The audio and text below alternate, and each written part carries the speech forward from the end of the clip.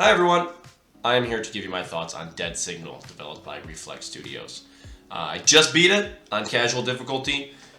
After playing it, I played the game for about 9 hours. Normal difficulty for 8 of those hours, and the last hour I wanted to see how the game ended, so I just did a casual run, and we beat it pretty straightforward on the easiest difficulty. I have never played a game like this before, spot the difference type of game, and I was not familiar with Welcome to the Game. I was introduced to it by my community, and they brought up Dead Signal, so I wanted to check it out and see for my own experience. And I can honestly say, having played this game for the first time, this genre for the first time, I really, really did enjoy this game. It does a tremendous job of making you feel uneasy, and that is what the charm of the game. You get into it. It's a pretty legitimate learning curve. When you first start playing this game, you don't really know what's going on. Heck, I never even beat it on normal difficulty. I tried and tried, I just couldn't get a complete run. The game is difficult. And when you get into it, you don't really know what's going on. You do the tutorial, spot the difference on the cameras. If you see something, report it. You got to get a certain amount of reports, all of that. And then you start getting the messages, and you realize as you play the game, there's a bunch of killers after you. Each killer is unique in their own way, and it makes it very interesting. And that sense of dread, that always looking over your shoulder, is what makes this game so interesting. You constantly have this feel of unease, and the game does a good job of, once you get into a routine and you start feeling good, you're like, all right, I'm checking over here, I'm checking my cameras. Then the game makes you go and you got to go to the roof, or you got to go deliver a package, or you got to go fix your signal.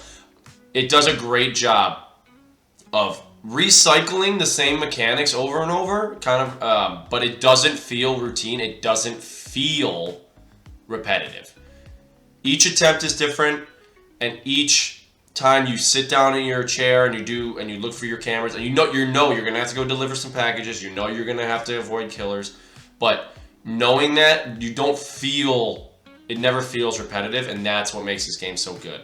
They came out with a new update that adds items. I didn't play the game before that, but the new update apparently introduced all the items and everything in the game, which I experimented with on casual difficulty, and the items are okay.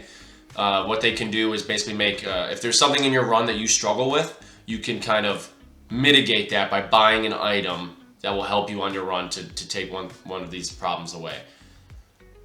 They're pretty useful. I think they're designed to not be super strong or super developed, and that's fine. But when I was using it, I didn't ever feel the sense of like, I gotta get this item. It's just more of like a bonus, and that's probably how it's designed. But yeah. So, like I said, the killers are super unique. They are super fun to deal with. We died so many times, we failed so many times, and each time was like a different way. Without spoiling anything, the killers got us all over the map, different areas, different ways, and each time you learn and you try to adjust and get better. Again, I never beat it on normal difficulty. Each time I thought I could, they got me a different way, and it was really tough. But you keep learning, you get better, and you get better. For people that don't like horror games, like myself, this is relevant.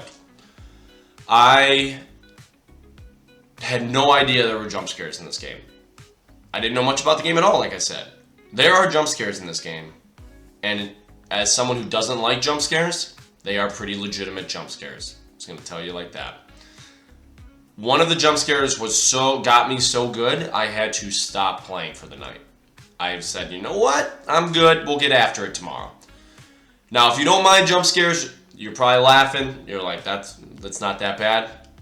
I'm speaking for the people who don't like jump scares. Horror games in general get to me, but if it's jump scares like boom in your face, that gets me pretty good.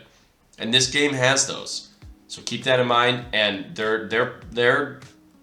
you're gonna have a jump scare, at least one, every single attempt you do. So they're not avoidable. They're gonna get to you. You don't know when they're coming, and it's legitimate. So keep that in mind if you're debating on getting the game, and you don't know how to handle jump scares, they are there. Now, after I saw the same jump scares multiple times, I got better, but I still found myself like pulling away, like So something to think about. But overall, really fun game, especially take it from somebody who doesn't really know the genre, hasn't played a genre of Spot the Difference. Really liked it. Was an enjoyable experience for me. If you're thinking about getting it, I do recommend this game. I think you'll have a good time. So, thanks for watching. That's Dead Signal, Reflect Studios. I'm excited to see what they come up with next. See you next time.